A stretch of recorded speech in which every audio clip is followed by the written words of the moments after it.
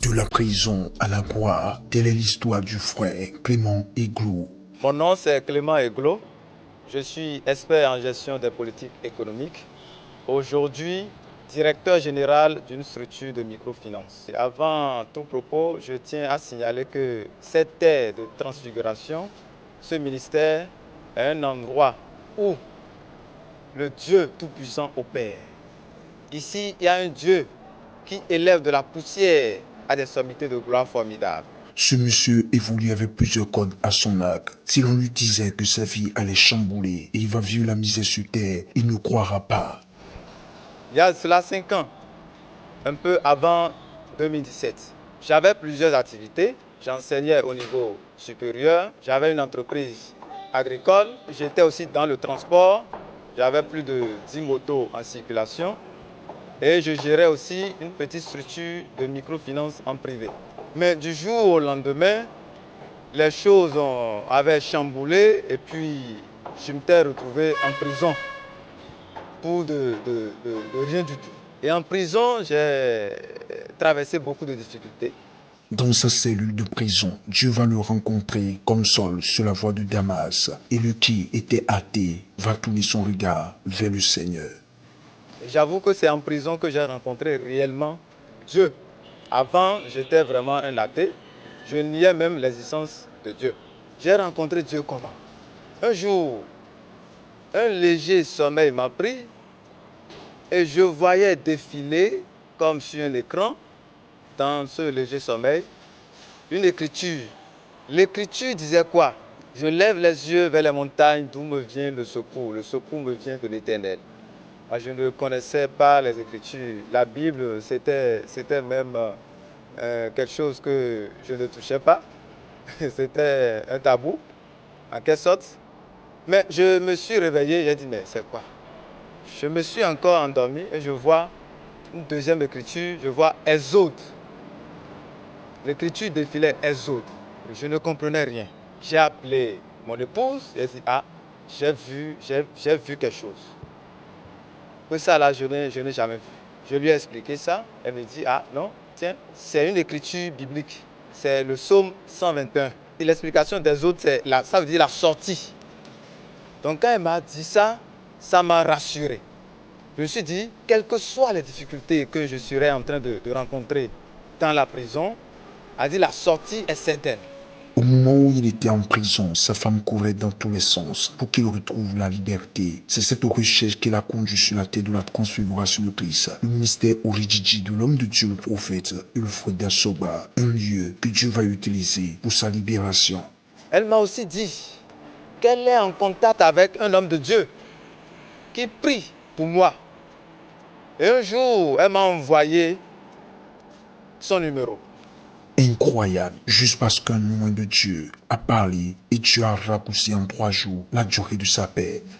Moi qui inculpais une condamnation de 30 mois, l'homme de Dieu a prié pour moi de loin au téléphone.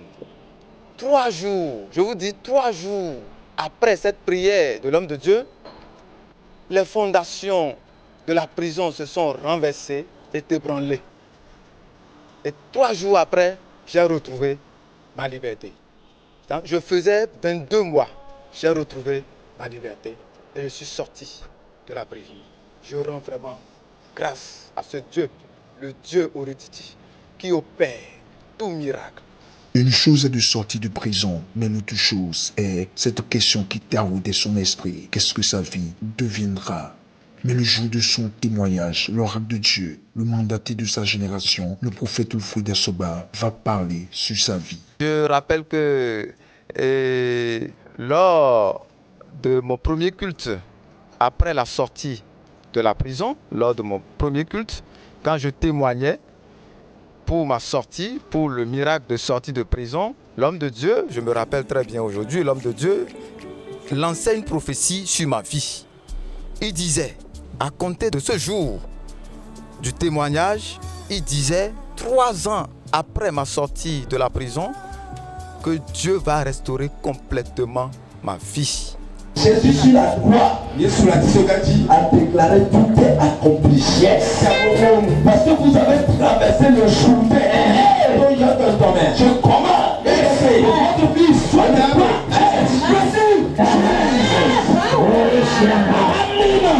Ce que vous aviez perdu, je commande que Dieu vous restaure. À partir de maintenant, je vous êtes libre.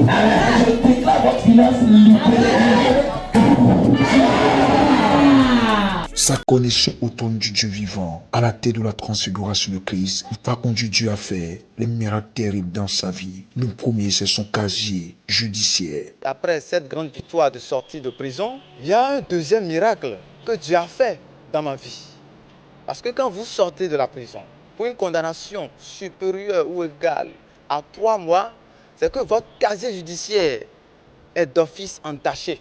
Mais Dieu, parce que Dieu, le Dieu que nous servons à Orididi, le Dieu Orididi est un Dieu de miracles, je suis sorti 2 fois de suite, j'ai pris mon casier judiciaire et ce casier judiciaire n'est entaché d'aucune souillure.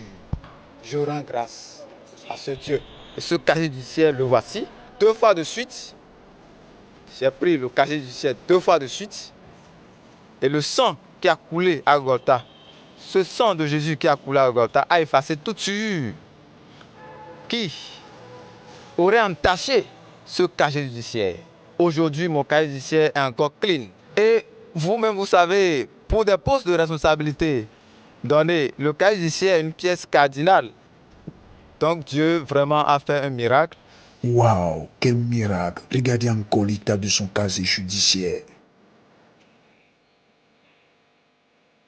La Bible déclare dans Colossiens chapitre 2 verset 14, il a effacé là dont les ordonnances nous condamnaient et qui subsistaient contre nous. Il a détruit en le clouant à la croix. Les voies du Seigneur sont insondables. Aujourd'hui, ça fait 2 ans, 6 mois.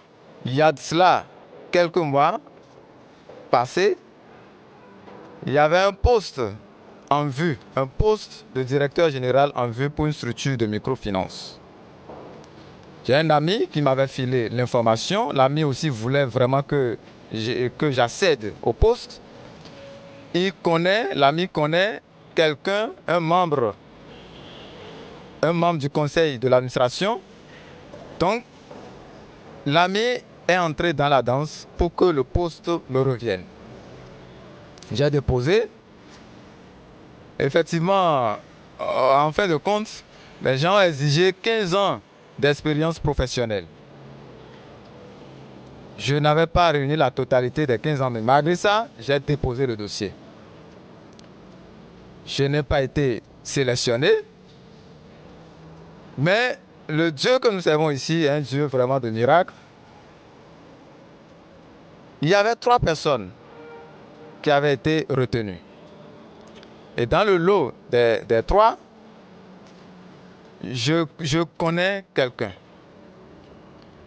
Quelqu'un est un ami. Mais à ma grande surprise, les membres du conseil d'administration, pour délibérer finalement, ils se sont référés à moi pour des enquêtes de moralité sur les 3. Le premier nom qui m'a été donné pour enquête de moralité, c'était l'ami en question. Moi, je ne savais même pas qu'il avait déposé. Quand j'ai entendu son nom, j'étais surpris. Il a dit oui, je le connais, il travaille bien, il est quelqu'un de compétent. En tout cas, j'ai dit tout ce que je dois dire en sa faveur. Et automatiquement, quand j'ai fini la communication avec les membres du conseil d'administration, je l'ai appelé aussitôt et je lui ai dit qu'il y a une structure de microfinance qui vient de m'appeler pour enquêter sur lui. Il a dit tiens, si c'est ça, c'est bon. Et je lui ai dit que j'ai donné tous les détails en bien. J'ai donné tous les détails en sa faveur. Mais je l'ai fait pourquoi? Pour que, au cas où il va accéder au poste de directeur général, que le poste de deuxième personnalité me revienne. C'est-à-dire le poste de responsable des opérations. On s'est entendu sur ça. J'ai rappelé les membres du conseil d'administration et je leur ai dit, ok, si de mon côté, ça ne peut pas aboutir, autant choisir, autant militer en faveur de mon ami pour que, quand il va accéder, à ce poste, qu'on sache que c'est un des nôtres. C'est un ami à nous. C'est un frère à nous. Et là, pour mutualiser les efforts de gestion avec lui, ce serait facile. Mais si on prend quelqu'un qu'on ne connaît pas, parce que les deux autres, je ne les connais même pas de nom, si on se hasarde à prendre quelqu'un qu'on ne connaît pas, c'est que la gestion va nous échapper. Nous nous sommes entendus tous. L'ami est parti, effectivement, il a été choisi. D'abord, il y avait des choses, les gens étaient vraiment contre lui. Les gens sont allés même jusqu'à dire qu'il est coureur de jupons. On a défendu son cas. Ils sont allés jusqu'à dire qu'il est musulman. On a défendu encore. Ils sont allés jusqu'à dire qu'il est du Nord. On a dit non. C'est lui ou rien. Et lui-même, il sait qu'on l'a vraiment défendu. Il est parti, il a pris le poste. On l'appelle, aujourd'hui, il ne prend plus. L'homme a plusieurs facettes. Vraiment, c'est à partir de lui que j'ai connu vraiment la méchanceté de l'homme. Et notre Père spirituel a l'habitude de nous donner des enseignements sur la méchanceté de l'homme. Et c'est aujourd'hui, c'est à travers cet ami en question que j'ai compris la profondeur des enseignements de notre Père spirituel. Vraiment, l'homme est compliqué. Quand il a fait ça, j'ai dit non. Moi, j'ai un Dieu et j'ai un Père spirituel. J'étais là quand j'ai appris que le poste de deuxième responsabilité est vacant. Et je me suis dit, attention, si je ne fais rien, si je ne remonte pas l'information à mon Père spirituel, ce monsieur risque de prendre encore les leurs, un des leurs, pour venir occuper ce poste. Et finalement, on serait tous perdants. Après cet échec à ce poste, il est revenu voir l'homme de Dieu, le prophète Wilfrid Asoba, et ce dernier a encore prié pour lui. J'ai demandé une audience à rencontrer mon Père spirituel. Il m'a dit non, que mon fils, il n'y a pas de souci. Si c'est toi, il n'y a pas de souci. Il m'a dit que de venir, que ses portes me sont grandement ouvertes. Et je suis allé le voir le 25 mars dernier. C'est une date que je n'ai jamais oubliée. J'ai rencontré mon Père spirituel. Il a prié pour moi et mon Père spirituel disait, si ce poste de deuxième responsabilité de la maison m'appartient vraiment, je vais le prendre. Mais si ce n'est pas pour moi, je vais trouver une autre opportunité plus grande que ça. La bouche prophétique. Il a parlé. Mon prophète a parlé. Ça n'a pas fait 2 semaines. Tenez-vous tranquille. À 23h59, j'ai eu vraiment un coup de fil qui disait qu'il y a une opportunité de directeur général d'une structure de microfinance. Ils m'ont informé. Le lendemain, j'ai déposé le dossier. Ça n'a pas tardé, je vous dis. Les entretiens ont commencé. Un dimanche en plein culte, la grâce de Dieu va tomber sur sa vie et achever ce que l'Éternel Dieu a commencé depuis des mois, des jours et des semaines dans sa vie. Et avant la dernière phase d'entretien, c'était un lundi, la dernière phase. Le lundi d'avant, c'était le dimanche, j'étais là en plein culte. Daddy m'a localisé en disant, mon fils, il est temps que je jouisse de mes compétences et de mes diplômes. Dieu va te décoller. Je dis Dieu va te décoller. Tu vas jouir de ta compétence et de ton intelligence. 2021, si c'est pour toi. Sinon, je suis ton prophète. La façon qu'elle a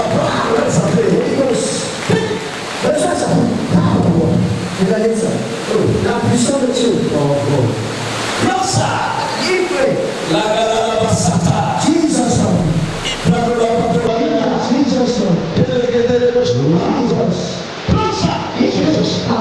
Le lundi, là, j'étais allé. C'était un entretien de fair play. La dernière phase était un entretien de fair play. Dieu est vivant et n'abandonne jamais ses enfants. Celui que tout le monde croyait que c'était fini pour lui. Celui-là que tout le monde pensait qu'il n'avait plus espoir pour sa vie. Aujourd'hui est nommé directeur d'une structure de microfinance. Et le poste, effectivement, m'a été décerné. Et aujourd'hui, je suis le directeur général de cette structure de microfinance. Dieu est vraiment grand. Il est formidable. Le Dieu que nous servons ici est un Dieu vrai, un Dieu véridique, un Dieu qui élève de la poussière à des sommités de gloire formidables. Qu'il soit loué. que mon père spirituel qui soit davantage loin. Les miracles ne sont pas terminés. De ma prison, j'avais écrit, j'étais inspiré à un niveau tellement élevé par rapport à un ouvrage que j'avais écrit. Et cet ouvrage, Dieu a fait un miracle dans cet ouvrage, dans l'édition de cet ouvrage que je tiens à souligner. Quand j'avais le manuscrit en main, je me disais, mais quand est-ce que j'aurai suffisamment de liquidité, de sous, pour pouvoir éditer cet ouvrage? J'ai commencé par mes cours. Et les sous que je percevais, je voyais que ça ne pouvait pas m'aider.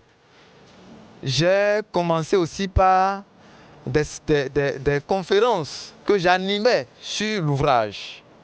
Mais les fonds ne sont pas suffisants. Mais quand je faisais tout ça, des collègues professeurs me tendaient déjà des pièges. Ils étaient jaloux. Et je me disais, mais quand est-ce que je pourrais avoir de possibilités pour pouvoir éditer cet ouvrage? J'étais là quand mon épouse a vu une opportunité